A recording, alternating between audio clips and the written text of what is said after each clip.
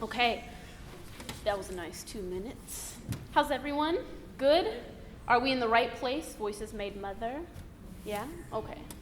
So I'm Lisbeth Benj, and I want to say first and foremost, thank you for attending. This program has been graciously put on by the Diversity Resource Center, but what it really is part of my thesis work. And so I'm a graduate student in the Master of Arts in Interdisciplinary Studies program here, and I'm doing a degree project as opposed to a traditional thesis. And so what it is that you're going to see, the sort of flow for tonight, I have some students who are going to join me, and we're going to perform a piece. We're doing a staged reading of monologues. And so for that piece, I conducted interviews with women across the campus, and they so graciously let me sort of take some artistic license and create monologues out of their stories. So what I'm really looking at here is the relationship between women and the institution of motherhood. So this takes various forms. We end up talking about women and their mothers. We talk about women who don't want to have children at all. We end up talking about grandmothers, a lot of different things. So that's monologues. And then after that will be Ill, which is a short play that I've written. It is a one-woman show. So it's going to be a lot of me and you, okay? So stick with me through it. But it's autobiographical, and it traces my mother line. And so it explores the relationship between myself, my mother, and my grandmother. And so I would like to introduce you to the performers who will be joining me tonight. And they're going to come up here, and then they're going to introduce themselves.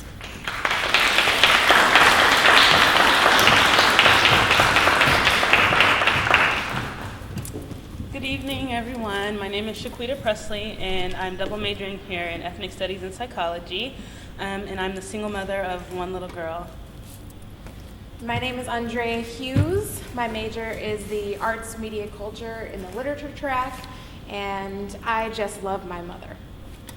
My name is Akuya Sarikanadu. I am a PPE major, politics, philosophy, and economics, and my culture is very matrilineal. Deshaun.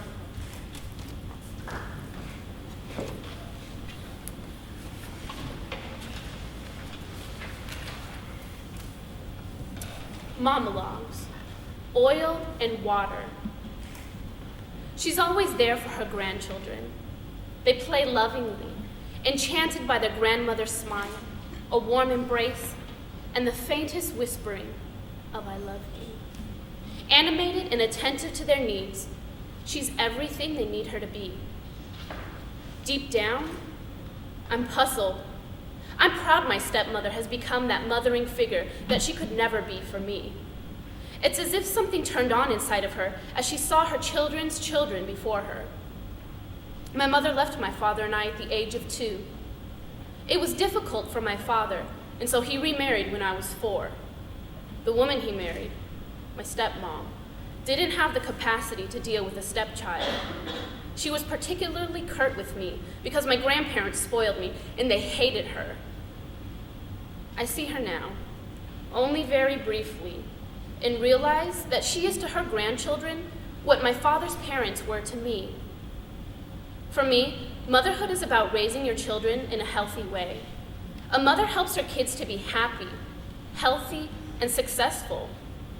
A mother doesn't have to be blood or your mom, but she helps you develop, shows you affection, and shows you love. I'm told the opposite of love is indifference. At least if someone hates you, there's an emotion there. There's a display of some discerning quality that sparks a reaction. I can begin to understand hate and its motivations, but indifference, I cannot understand my stepmother's indifference. There was never any communication between us, and she could never relate to me, to any of us. Her and my father had 3 more children together. With the coming of each of my new siblings, she was less and less the parent she needed to be. I never felt love from her. Hugging her was like hugging a cardboard cutout. Our most intimate of moments were the times she would have me curl her hair. That's the closest I ever felt to her when I made her up. But now that I'm older and with children of my own, I don't place the blame entirely on my stepmom. She was somehow stunted, limited by her own demons, and sadly, unable to do anything about it. I've learned that she had her own secrets, trauma, and limitations. I understand that she did the best she could. She just couldn't pull herself together to be the mom I needed. Thankfully, I had my mother from the time I was 6 onward to provide a refuge from my father and his wife. I'm lucky to have such an amazing support system that met my needs growing up, and I truly have to be understanding of the situation. My stepmom is troubled, but she's found enough warmth inside of her to become an amazing grandparent, and I see that as her gift to her grandchildren. Piss in a cup. It was a routine checkup. I followed the directions and pissed in a cup. We wrote down some questions, wrote something down, and asked my mother to please come around. My mind began to wander. What does this all mean? You're pregnant. About 4 weeks. Smiling, giggling, and excited. I can't believe the news. Everything I've ever wanted has finally come true. I peed on the stick, waiting for something blue. About a minute later, 2 lines appeared, telling me it's you.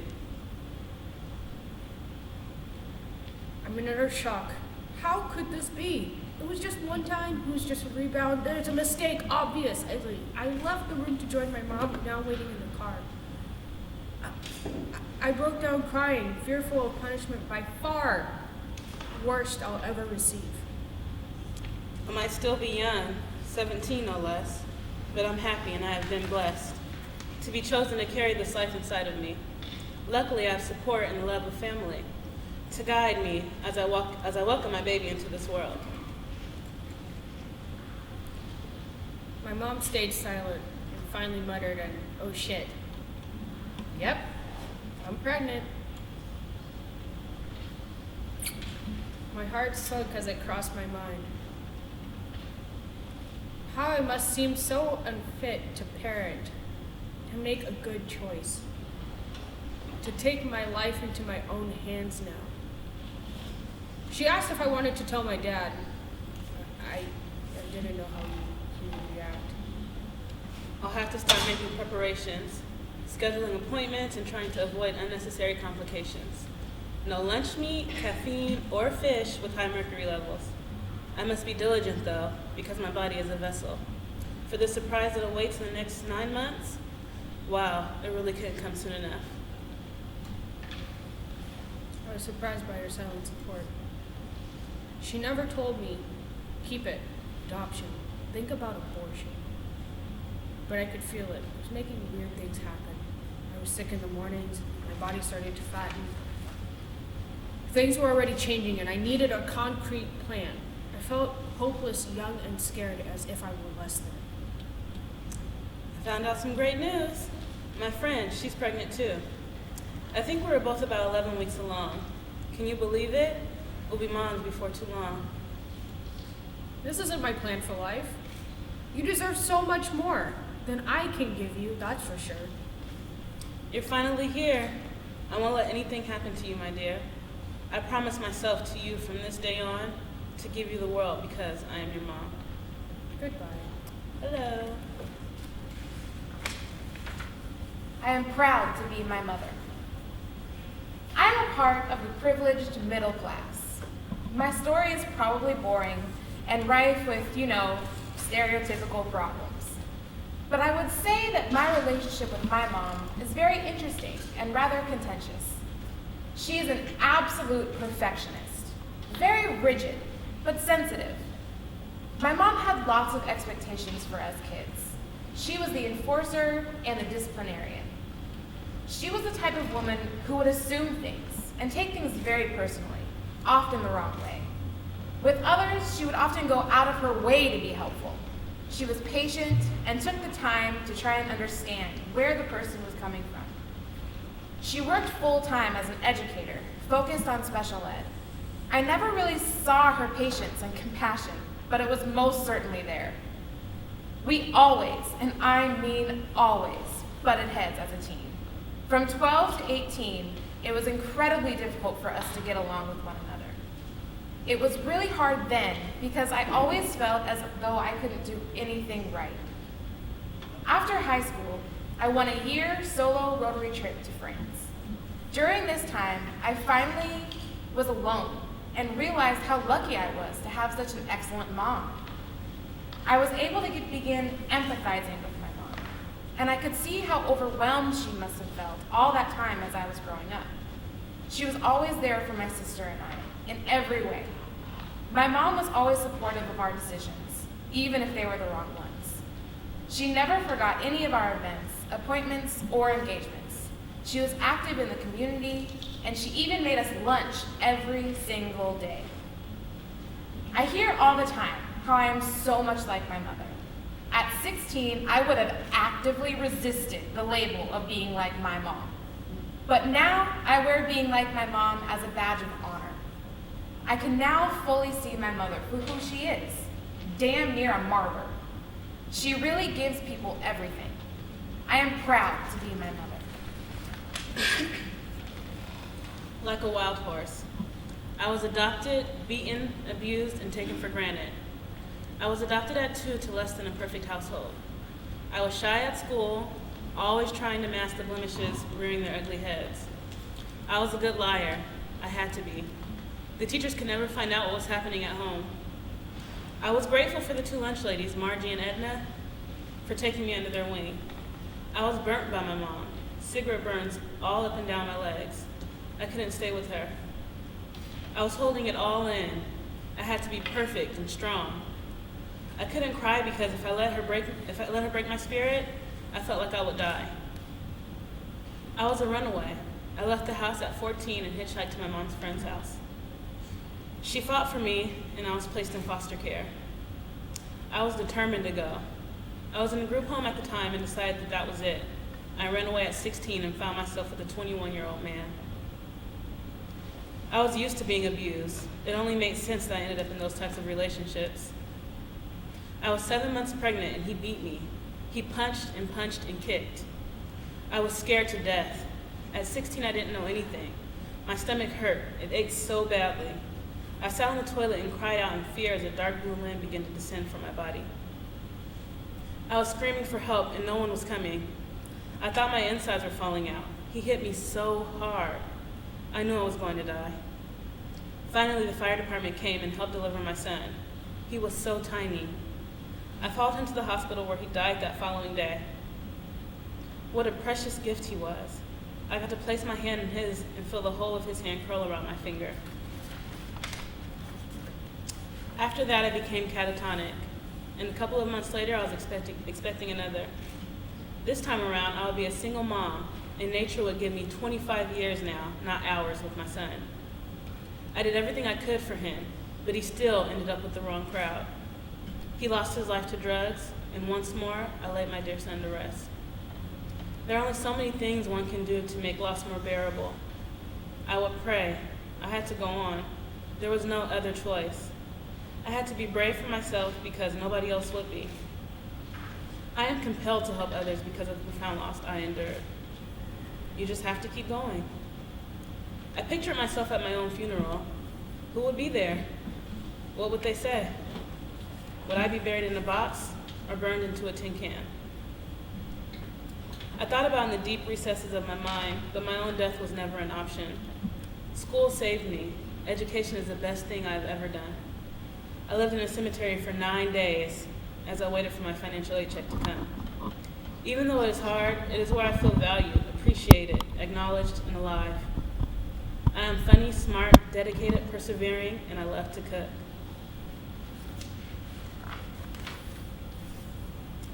Confessions. Look, I know that your primary urges in this situation are to be a parent first and worry about the future of your child and what this situation implies. But I'm asking you to just consider where I am coming from for a second. I don't think you understand what happened between us. You heard his side of the story, and I'm sure that that version does me no justice. But he had to learn that there are consequences for his actions. I knew no better way than to try and teach him that the hard way, because I have been through this too many times to sit back and let it happen again. He needs help. You need to understand that there was a great deal more that happened between us before you walked in. I had to. Please understand where I am coming from. I respect you and your family and this household. It is not my intention to cause more pain than necessary and to cause your family hardships. But I had to call the police. I had to show him that there are consequences for his actions. No. Before you walked down the stairs, he wasn't just yelling at me, but he had a pistol, and he loaded it, and was threatening me about this and that and the other thing, and waving it in my face, and saying he was going to kill my whole family and my sister. And we don't know shit about being hard, because he's in a gang, and just all this really demeaning, threatening, evil, hateful stuff. That was the first time I have ever been confronted by your son in this manner. He has done crazy things, and I have seen him get in fights, and we've had our battles. But he has never disrespected me like that, and threatened not only me, but my family too. By the time you were coming downstairs, he heard you and threw the pistol in his drawer. So when you walked in, you just heard us yelling about my sister and the things he said about my family. I just wanted to get in the car and leave with you so bad. I wanted to run away. I have no idea what could have possessed your son to think that it was okay to say those things. And well, to wave a loaded pistol in my face and tell me how much he fucking hates me. I was scared. I hope you understand that. Now you know. Now you know that I faced the possibility he would have pulled the trigger. I just sat there as he got louder and more reckless. But I just can't let that go. I love you, and it's so hard for me to even be here because I feel like everyone hates me. I can't imagine what you really want to say to me for putting your son in jail and for causing you this stress. But please don't hate me. Please don't. I just want him to get help.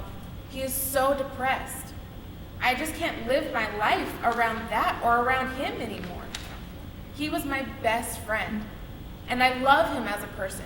I love that side of him that is sweet and funny and caring. But then he goes completely 180 at the drop of a hat and becomes the best and worst person I have ever known. So please give my regards to your family and understand that I do love you guys. I do care about John, but he had a gun. And he has never, and I mean never, done some shit like that around me. I couldn't just let that go. When my husband had pushed me to the ground, my sister called the police. She thought she was doing the right thing. He went to jail.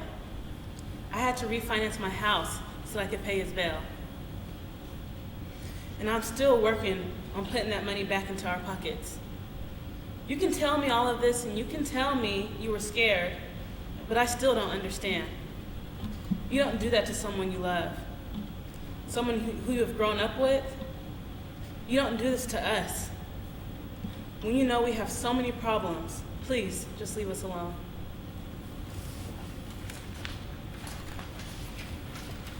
It's not a phase.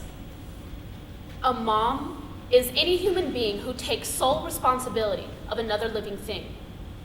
They are nurturing and caring and don't take the attitude that this is something they have to do.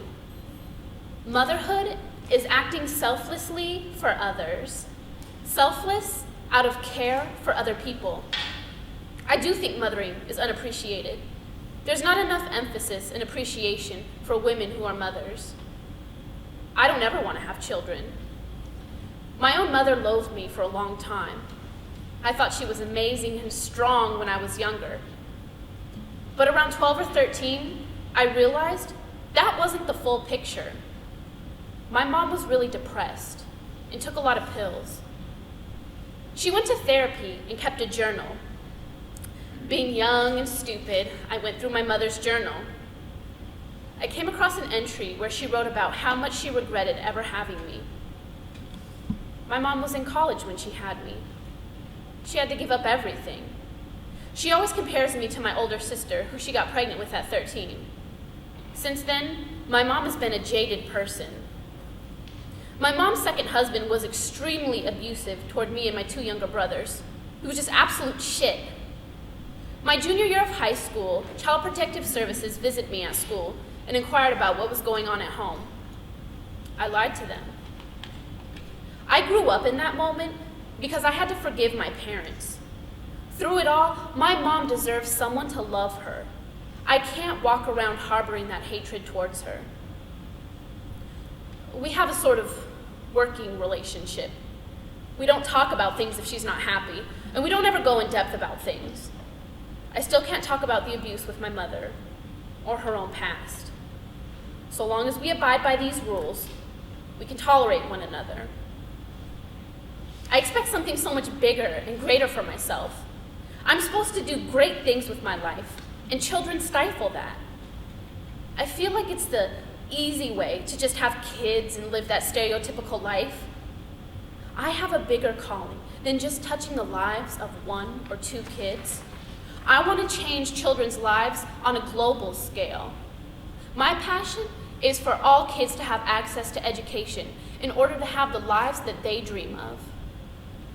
I just hope that people can take me seriously and comprehend that just because a woman doesn't want to have kids, it doesn't make her any less of a woman, or human being for that matter. It's not just a phase, it's who I am. Destiny. Being a mom is the hardest thing I have ever done, especially without a role model. You have an idea of how to mother, but you don't quite know the right path. It was my destiny to be my children's mother. My mother was born April 6, 1950. My mother is one of 13 children. Her family moved around from Arkansas, Alabama, and Oklahoma because they were sharecroppers. They lived in a sharecropper's shack while they picked cotton in the fields. The kids received a very sporadic education, and my mother never made it past the 8th grade. They were all part of the Second Great Migration and worked as migrant workers in the orchards of Arizona. My grandfather locked 3 of his granddaughters, including my mother, in a room and sold them as prostitutes. At 15, she was a stripper. At 17, she met my father, who had just gotten out of prison. My dad was a drug runner, and it became the family business. They used fruit stands as a front for their operation. My mother and father had the ideology of conspiracy. The whole family was always running. We all lived in complete and utter destitution. They taught us that doctors were vampires and killers. They practiced some twisted religion, and they tried to get all of us kids to do meth. My relationship with my mother is tumultuous. Our family is rife with criminals, drug addicts, and sexual abusers. I love my mom, and I don't blame her for all of this because she never had a chance for survival. I feel bad for her. She never physically abused the kids, did not speak to them in a derogatory fashion. She was very sweet, but she didn't protect us kids. It is not enough to love your children. You have to protect your kids. Foster care gave me a chance. I never lived in a house before. I never ate at a restaurant. I never had a phone. I stopped talking for a year after I was placed in foster care because I thought people would think that I'm a freak. I had my daughter at 19, almost 20. I was terrified of making mistakes. What do you do? I was scared. I asked my mom for advice, and she told me that I was supposed to be a mom, and that if I loved my baby, I would do what was right. My second baby came at 24. At that time, I wanted 10 kids. I wasn't scared at all. but I was tired. The third child came at 28. After 2, my only thought was, I got this. My youngest son has cancer. At 4, we were told he only had 18 months to live. My thought was, how do I get all 3 kids through this? I didn't want them to place the grief and blame on themselves. We had to get through this together. At 13, my daughter turned to drugs to soothe herself. What resources do I use to get through to someone at 13? What about people who don't want to be reached? But I do believe it was my destiny to be my mother's children. Because of what I have been through, I am strong enough to support my children and give them the love and protection that they deserve. My story could have gone the other way. I've made lots of bad choices, but I am the happiest woman you will ever meet. I am so lucky because I got out. Protector. My mom has a good heart. She makes people feel comfortable and welcome. She's really lovable and loyal. So loyal that my mom and dad have been together since they were 14 years old. But that's the type of woman that she is. But the story, the real story is that my mom herself and how much she provides for us. My mom, she keeps everyone together. She's strong, kind, tender, and protective. She's always there for my brothers and I. She has a good heart and makes people feel comfortable and welcome. I love her because she struggled for a long time, but she made it look so effortless. She always cares for other people and still puts us first. When she came to the United States in the 1990s, she worked factory jobs and had to put 3 kids in daycare. I remember my younger brother would cry and scream and he hated it there. My mom decided to open her own daycare in order to take care of us, and she opened her home to all the neighbors' kids too. She ran that place from 1992 or 93 until 2011. Now she's opened up a new daycare center and continues to care for people and their children. My mom plays an important role as a mediator between my dad and I. You know, in my culture, they're big on purity and saving yourself for marriage. But that didn't happen. When my dad found out, he got angry and called me names, and he threw things at me because he was disappointed in me. My mom took all the blows and put herself in between my father and I. She shielded me, and I grew really close to her in that moment. My mom is a protector through and through. I learned what motherhood is from her. It's about protecting your kids by all means. When your kids are in trouble, you support them. You're always there for them and you don't kick them out at age 18. You're able to give your kids love, show them responsibility, hug them, but be able to discipline them. My brother was into meth and pills, and my mom fought for him every step of the way. 3 times she paid to send him to rehab, but she never kicked him out of the house. My mom was very supportive trying to help him. She was there so he would never hit rock bottom by himself. My mom takes care of my older brother's 3 kids because 2 are autistic and my brother's girlfriend can't handle dealing with 3 kids. My mom doesn't want him to end up being alone, so she does whatever she can to make the relationship easier for my brother and his girlfriend. She's always doing whatever is necessary for us. My mom even supported my father and his other daughter by not letting others talk bad about him for not being there for his daughter. He didn't even know he had another daughter. The lies that people would tell about my father and our family left my mother absolutely heartbroken. But she still supported each and every one of us. She's a good woman with a good head on her shoulders.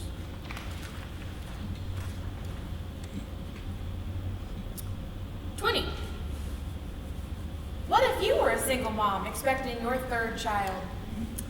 Well, she tried to abort me, but they said that she was too far along. Not only does it scare me to be a parent, but I feel like kids get ruined so easily. What if I have a kid and they're the kind of people that feel like they're entitled to something? I don't want that. I don't want kids that are broken, and I feel like I could break them very easily. The hurtful things my mother used to say, like, she used to call my twin fat all the time. Those things, those type of things ruin kids, and I'm scared that I could ruin them. My mother told me that she was trying to abort me as a child. I think that kind of damages people. It was like part of her story, like when you're a kid and you ask, how did you meet my father? And you know that kind of thing, it was like, oh yeah, I tried to abort you. That's really fucked up to say to somebody. What if someone told you every day that they wanted to abort you? How would you feel? Really though, she was pregnant with twins. It was my sister and I in there that she wanted to kill.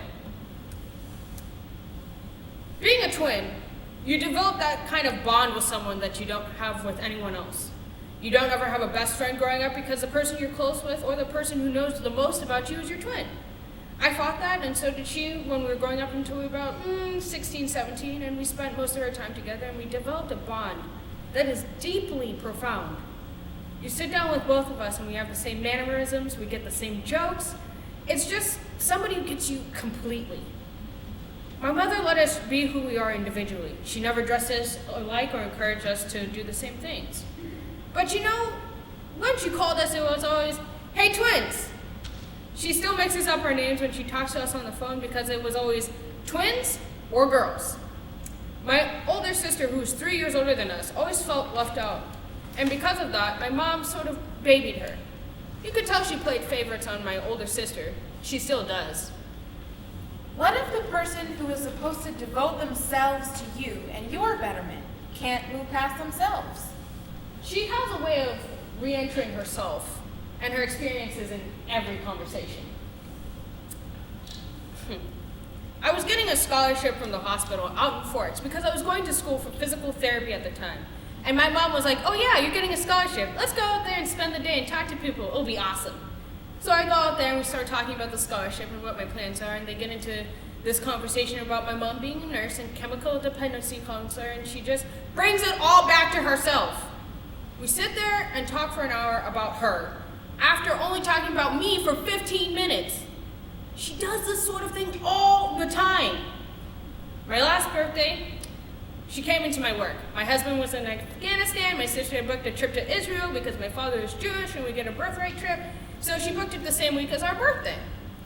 We never spent a birthday apart in 26 years, and I was upset. So I decided I would go to work, and my mom shows up, and she's there to make me feel better about being at work on my birthday and having no one to celebrate it with.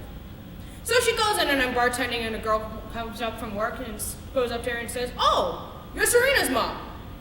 You're here to celebrate her birthday. And my mom goes, oh no, it's my birthday. And I said, no, Mom, your birthday's in August. How do you forget that? And she replied, well, it's like my birthday because I gave birth on this day. And that's what I mean by she's selfish. She makes absolutely everything about her. It's like she's the only person in the room.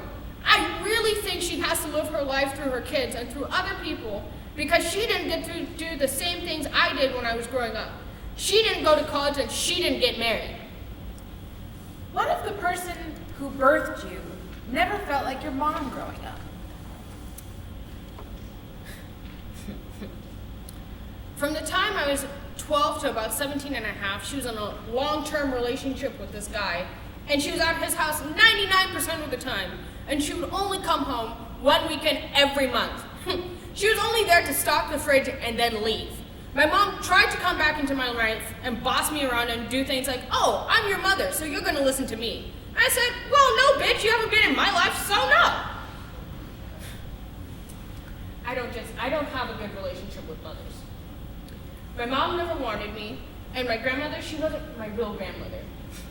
My great-grandma was crazy. She was in the bootlegging business, married about 5 or 6 times. She shot her first and second husbands. She's a wild one. I'm thankful, though, to have my twin, my sister, to go through everything with me and support me like nobody else could. We're in this together forever.